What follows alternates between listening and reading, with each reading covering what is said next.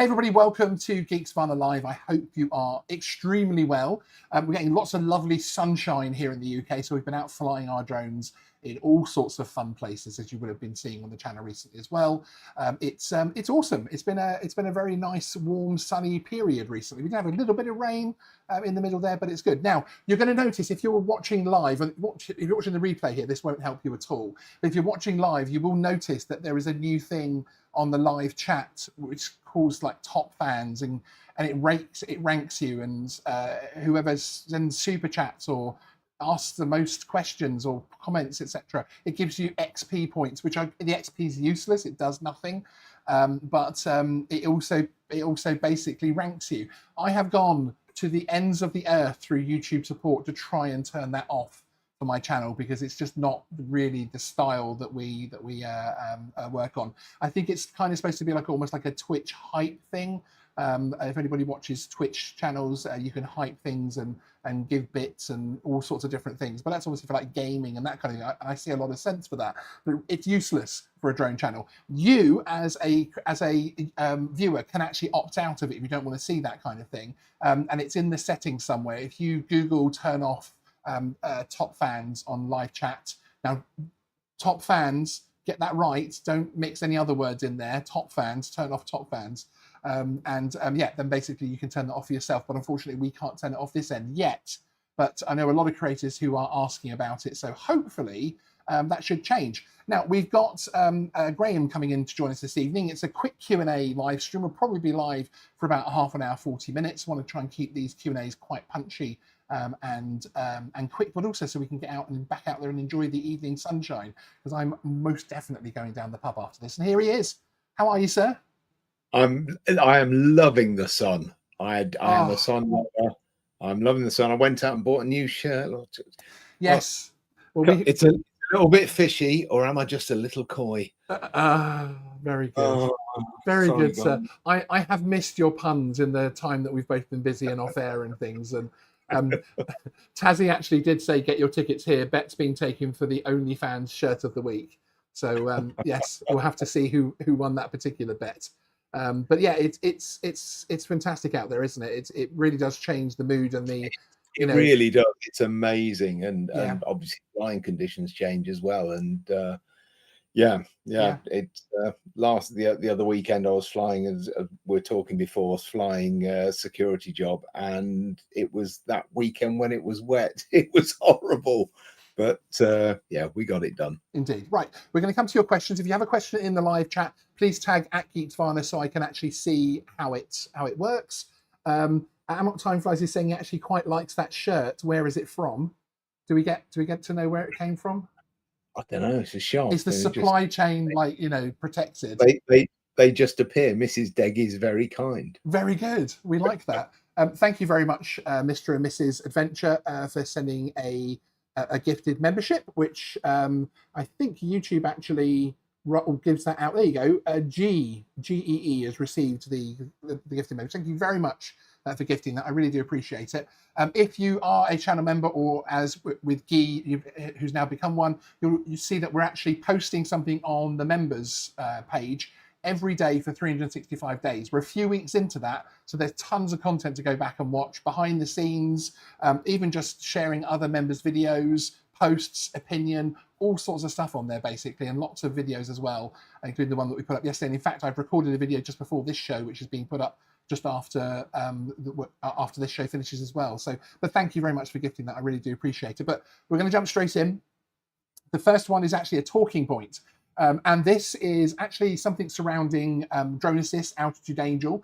And as you may have seen, we've had lots of members, viewers, subscribers messaging us, emailing us over the last few days regarding an issue that Android users were experiencing.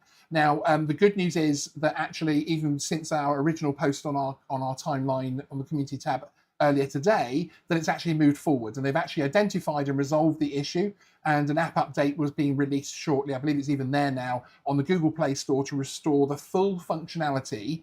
And in the meantime, obviously, you can always go to dronesafetymap.com, which looks like this, to be able to basically find things. You'll always find that's the master map, as it were, that feeds a lot of the apps that use that service. And yeah, you'll be able to basically always generally be able to get there. There's also the operator portal as well, that is up the whole time. It was an app update issue, it seems. They were changing a few things or something on there, and yeah, there was just an issue from that point of view. But it is an interesting one, isn't it, Graham? Because it reminds you what we always say, that the apps are great, and they're fantastic. They give a lot of confidence. They give a little bit of a sort of a warm blanket. But actually, if something's iffy, you need to be ready to hop across to notam.info or hop across to even Skywise or others and Nats to be able to check these things out. Basically, you need to practice so you can do it to make sure you're okay, can't you? Yeah, absolutely. The Nats map, and I can't think of the address offhand because the heat's got to me. But the Nats app is is good, definitely for the FRZs, not so great for NOTAMs. And yeah, NOTAM info is very good to cross check. We've known situations, we've both seen situations where a NOTAM may be showing on one and not the other. Yeah. I mean, bear in mind that most NOTAMs don't impact drones, so it's not too huge, and you can sort of see that if you cross compare exactly drone assist with NOTAM info. NOTAM info is just ablaze with stuff, but it covers it's incredible, isn't it? And yeah. So yes, and somebody else saying apparently Drone Safe Map was also erroring for people too. That's right. It was that was showing things like yellows were showing as red and that type of thing, and yeah, there was it wasn't a lot of fun. Thank you, Rich Creedy, for gifting 5 memberships. I really do appreciate it. It's very, very kind of everybody this evening. Congratulations to those new members who gained that as well. Yeah, appreciate it. Thank you, sir.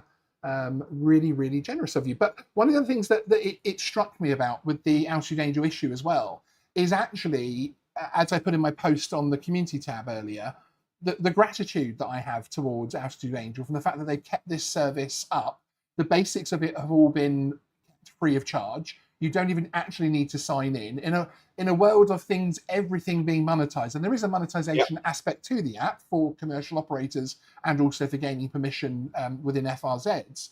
So it is there, and and that has increased. But overall, you can still use that app on any phone device, on any Android or iOS device, and get free information that's up to date, basically, and that apart from these recent errors that you can actually trust. And I think Altitude Angel need a pat on the back for the fact that an error on the app is something that everyone's talking about because it's so rare.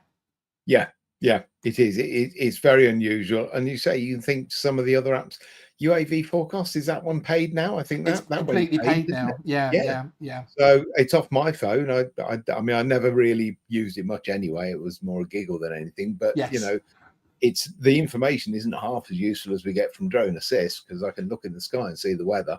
That's it, exactly. So yeah, it's one of those things where it was originally started by Nats, and then I don't think it was even ever financially backed properly. But Altitude Angel, as the people that put it together, kept it going for all those years, and then when it came out of contract, they took it back and launched the app as the app it is now.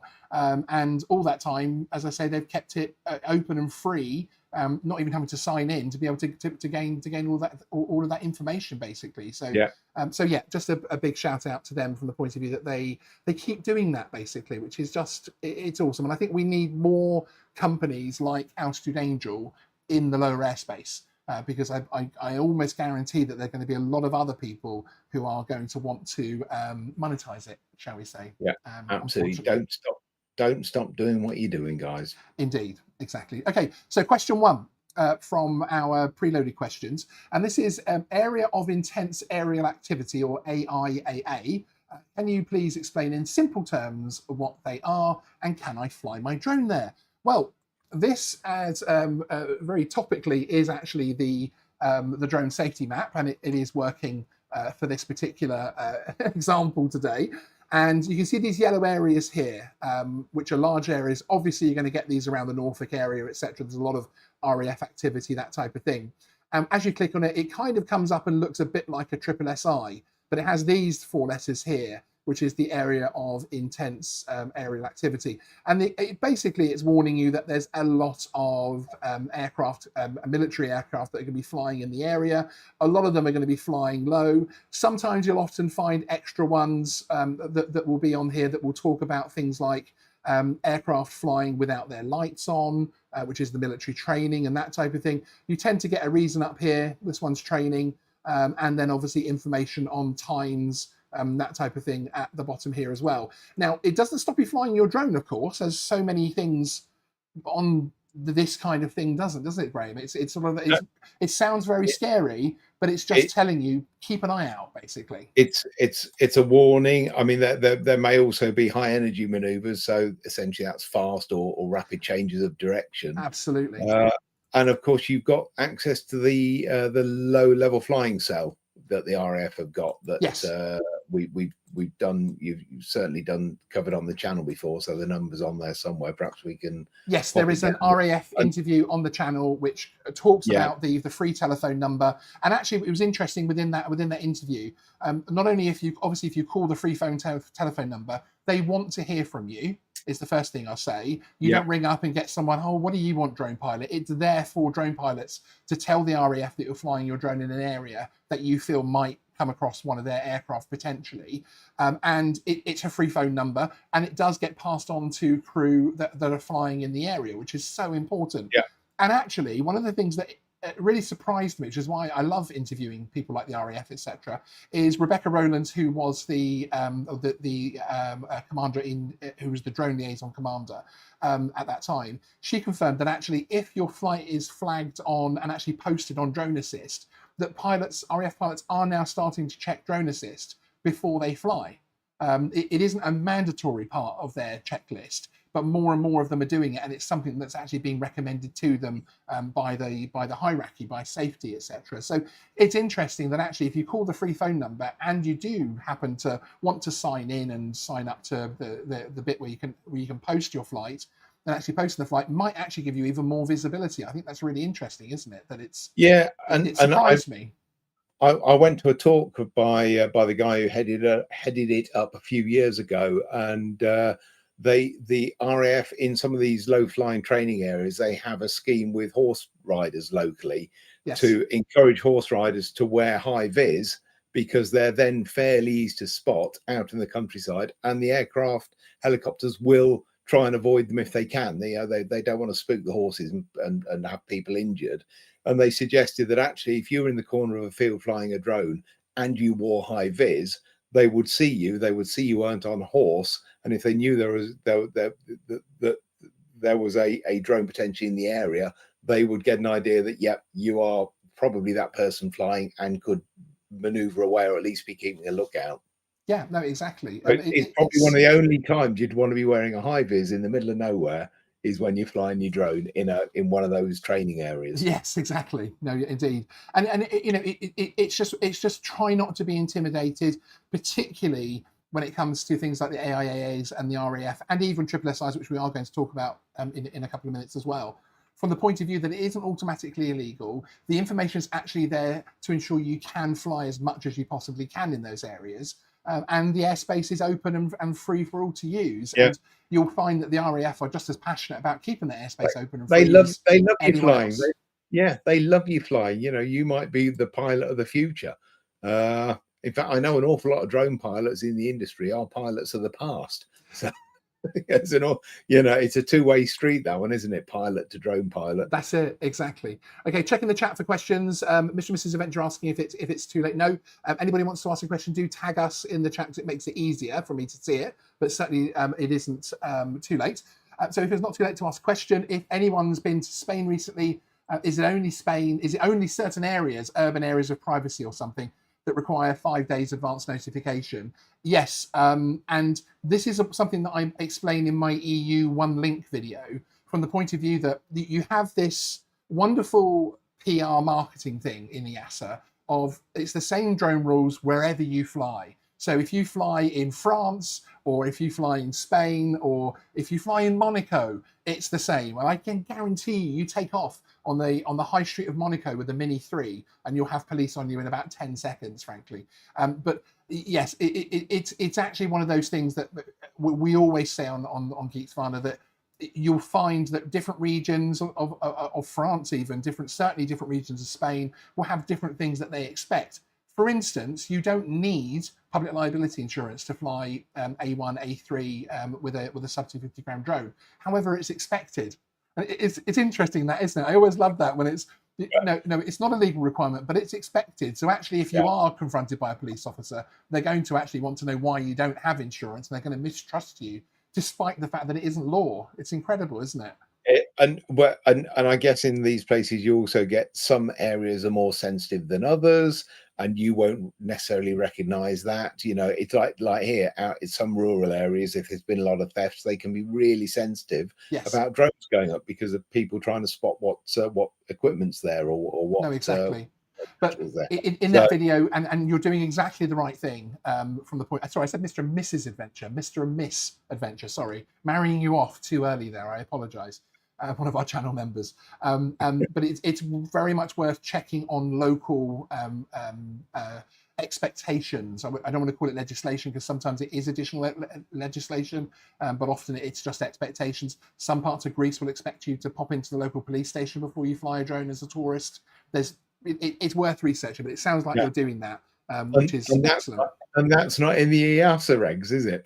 No, that's right. Yeah, into the police station. No, and nowhere does it say it. And there is a warm fuzzy in there somewhere of you may find local aviation authorities have some variants, or they don't even call it variants. But it kind of sounds like it's a whole, you know, just like, oh, you might find something slightly different, but actually no, you can find things are totally different. Yeah. So different authorities and different Yeah, I think exactly. You're probably right.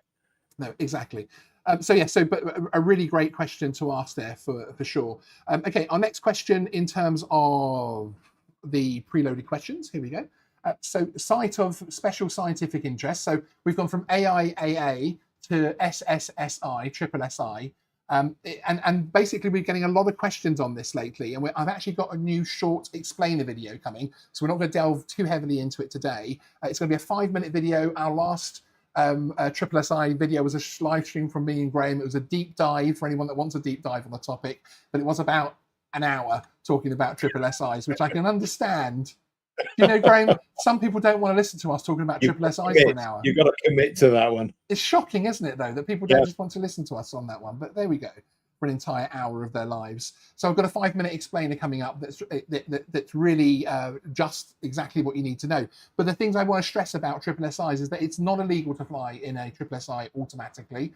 There are excellent resources to research. You will not get permission. I get people messaging me and emailing saying, I've spoken to this managing authority, I've spoken to this triple SI manager, and they won't give me permission to fly, but I'm telling them I've got, they won't really, because they can't. And it's the same thing that we always say, isn't it, Graham, that ask your council for written permission to walk your dog in the local park, and they won't give it, because it's almost indemnifying, and that it's you know, so don't necessarily seek the permission.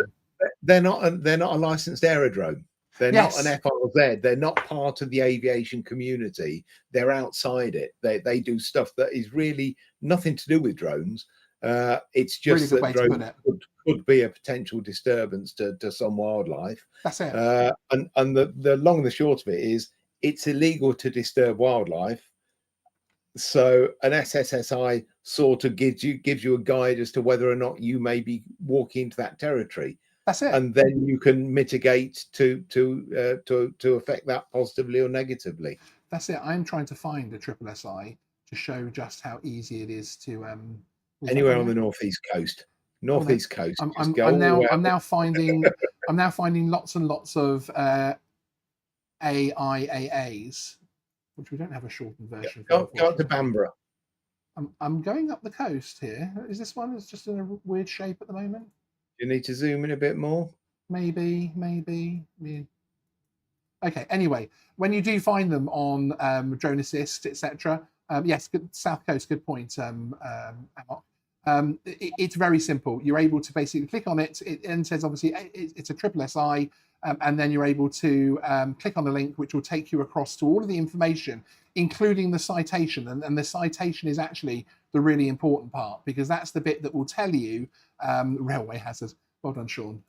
I'm a genius sometimes. I It'll really tell you am. tell you what's there, what they're protecting. Exactly. And obviously, if it's, oh, there's some moss and that type of thing, I don't think the moss is going to mind you flying your drone. But of course, if it says nesting and you're in those months of the nesting period, then absolutely it's something that you should be very much aware of. I found one and completely seamlessly found a triple SI. It didn't take me any time at all.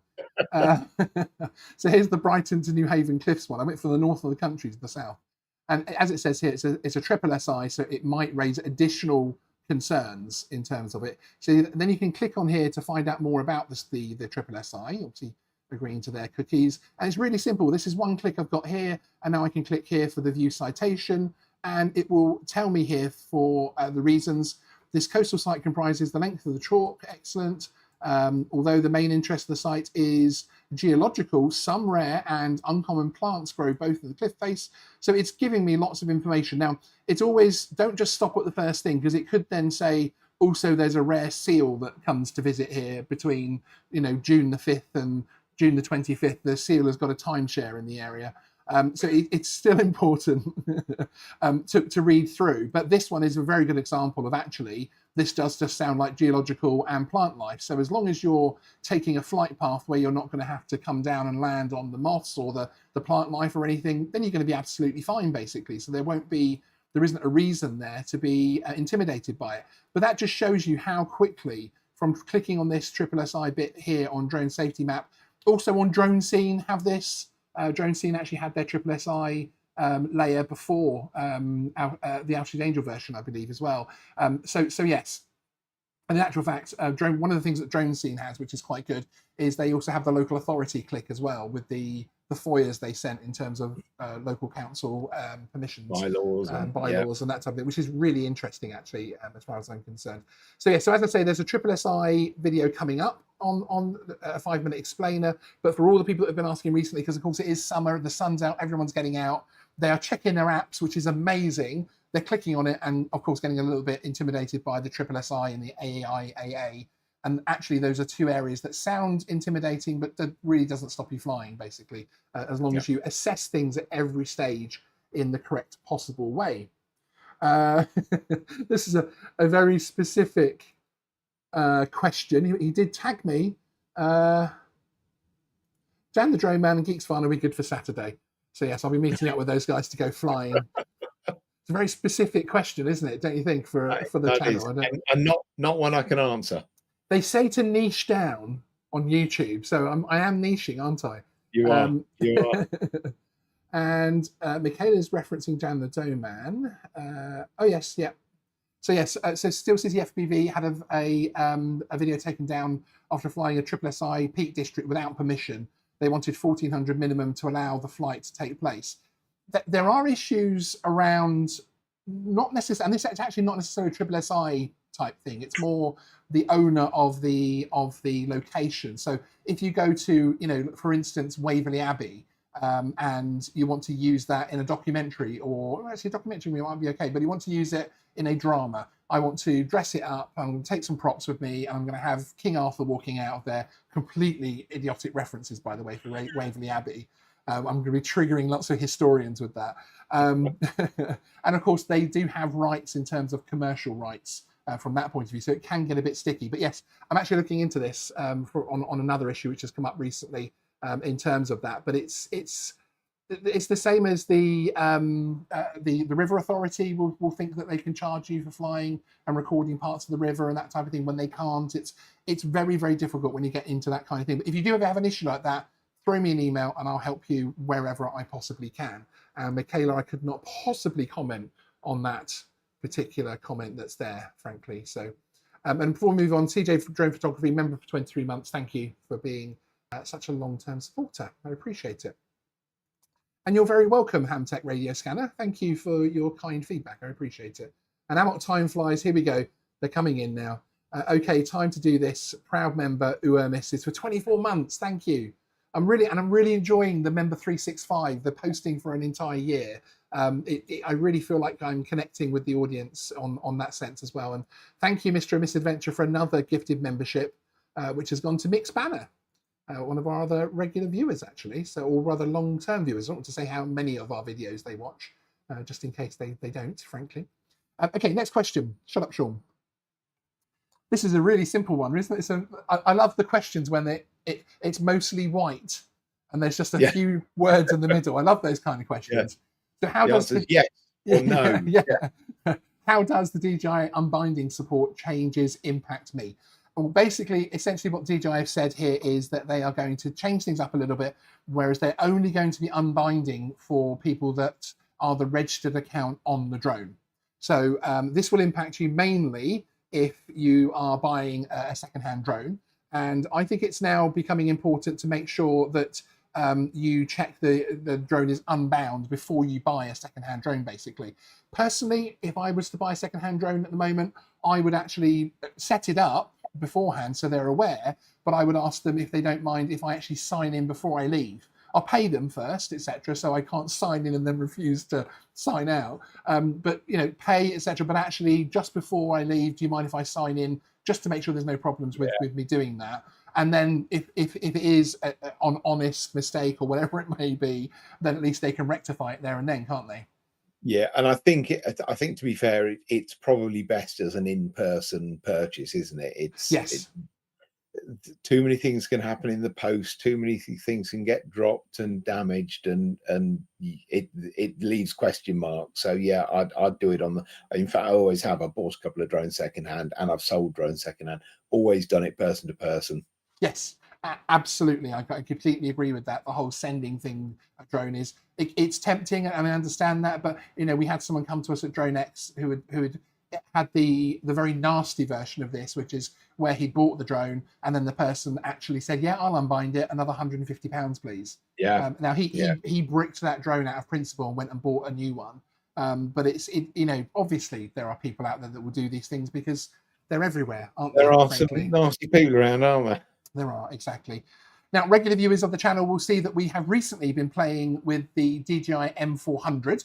This was actually the first one in the country. It was actually a prototype, hence the Chinese lettering. Don't worry, if you buy one of the very expensive DJI M400s, it won't actually come with Chinese writing all over it. It will have English. There we go. Yeah, it's been an interesting time. It's our first heavy lift drone that we've reviewed, or certainly I wouldn't really call it a review, but certainly featured on the channel in terms of a launch video. So it's a lot of good fun from that point of view, working with DJI Enterprise on this one. But you've recently been flying the predecessor. Was it the M350 or the 300 you were flying? Yeah. I flew the M350 a couple of weeks ago. I've flown it before. Well, I've flown the 300 before.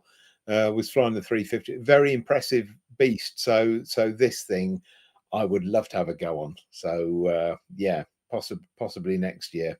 It does.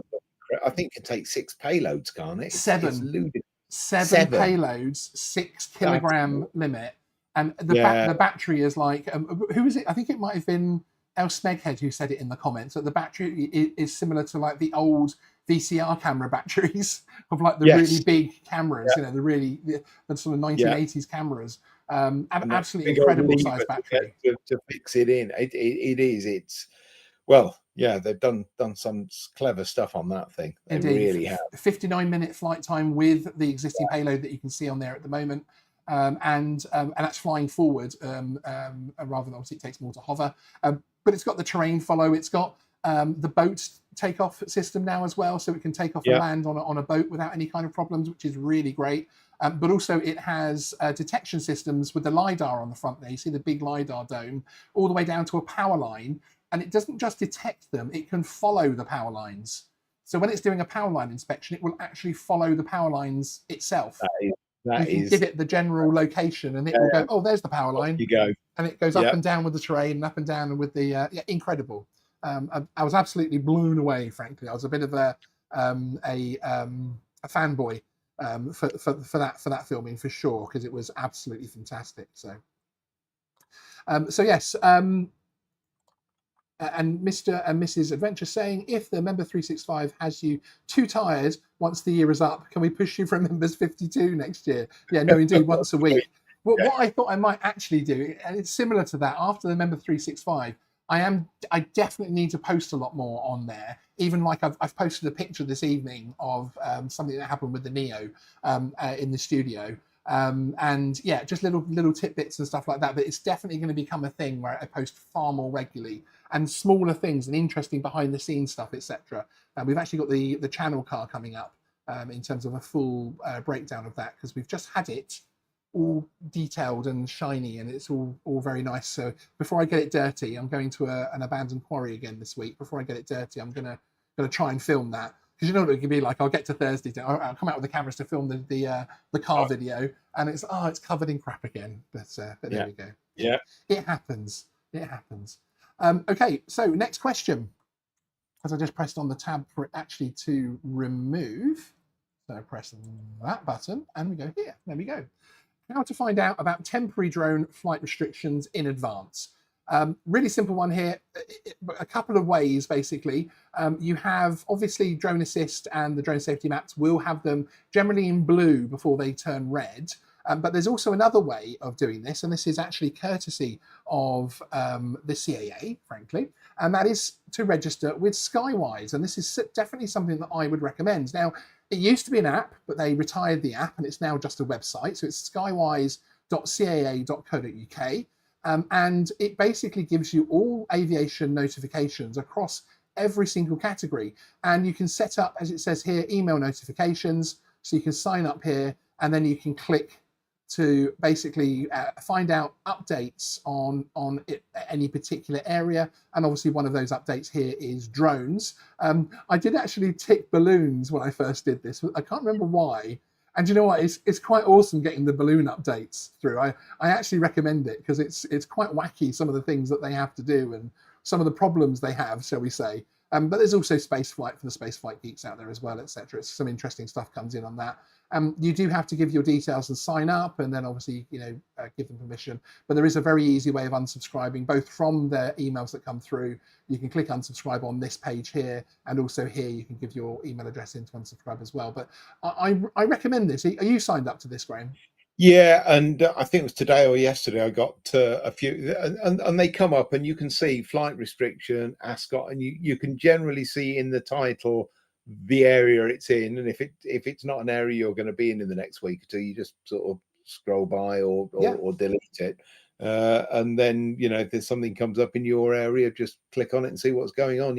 It's really useful, isn't it? And it's it's a little bit, there is some controversy, shall we say, in terms of, does everything go on Skywise that we think should and used to go on Skywise, like app document updates? No, it doesn't. No, we're not deep diving this evening. This is a quick show. No, yeah. But those restrictions do seem to flow through, and they're very useful, because it's also useful actually, because it gets you used to, even if you open the ones it's for Birmingham and you're in London, and you open it and just read about it, you can see the legislation it's put up with, and actually, it's a 239, so that's a RAT, so therefore it's a temporary restriction. You get to know the lingo, and then when one does come up in your area, you're not intimidated as well, basically. So it's I think it helps from that point of view personally.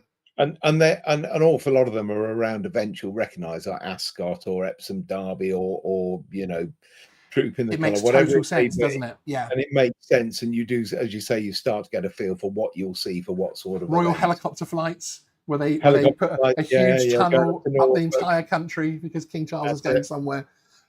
Yes. Now I'm going to try and say this name, Albafay the Air. Did I say that right, even remotely? Probably not, but he wanted to thank the member who gifted him his membership, or their membership. I'm now giving people genders as well as mispronouncing their names, so I apologise. Well done, Sean. But yes, so thank you very much for that. I think some Tazzy, our senior mod, is saying it was Rich Creedy. So yes, he's then thanking them. Oh, there you go. Rich Creedy is also saying no problem. So yes, thank you everybody for that. The direct support that channel memberships gives us is fantastic. And as I say, it's great because we get to actually put a bit of fun content back in your direction as well. So there we go. Those are the main questions that we had for this evening. I don't see that we're missing any other ones in the chat.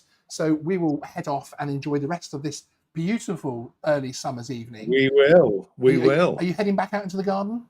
I think I am. Yeah. Nice. I'm off down the pub.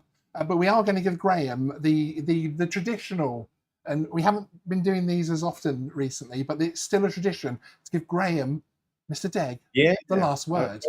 I'm actually prepared for this one, and it is based around the weather. It is getting hot out there, and your most important accessory when you go out flying at the moment is a full water bottle. And in fact, you can get these from DJI branded water bottles to take with you. But yes, very, very strong, very good advice, sir. Thank you. Excellent. Okay, everybody, thanks for being here. Thank you, Graham, as ever, and Sean out. Cheers.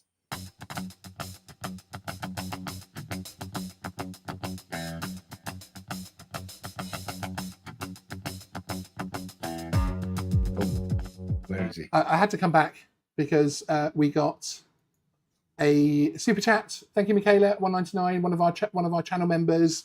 Someone interacts with the channel an awful lot, but I think, Michaela, you might have gone too far. I think that might get you a ban from the rest of the. I'm going to heart you. I've given you a heart, frankly, because I'm. Thank you. OnlyFans, not yet. We haven't got to that point yet, thankfully. Yeah, I think that's where Graham quits the channel forevermore, frankly. We haven't got there yet, but I think you might be on a timeout by the rest of the audience, frankly. And as Amok says, Michaela off to the naughty step. I'll send the link, Michaela, from Tassie. All right, people. Bye bye. We're going this time. Bye.